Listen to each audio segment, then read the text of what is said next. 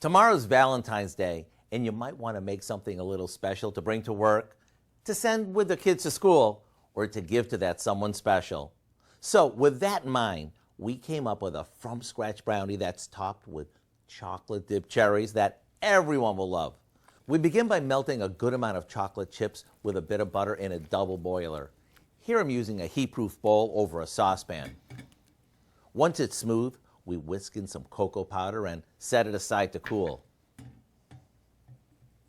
In the meantime, we beat together some eggs, sugar, a little vanilla, and a touch of salt. Now we whisk in our melted chocolate, and once it's mixed, we add some flour. We spread this into a baking dish and pop it in the oven until it passes the toothpick test.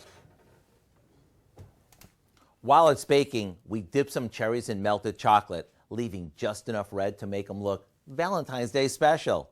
After the brownies cool, cut them into squares and drizzle each piece with melted chocolate, then top them with a chocolate-dipped cherry. To get the recipe for our chocolate-covered cherry brownies, simply visit our website. I'm Howard of the Mr. Food Test Kitchen, where today we found a chocolate lover's way for you to say, ooh, it's so good.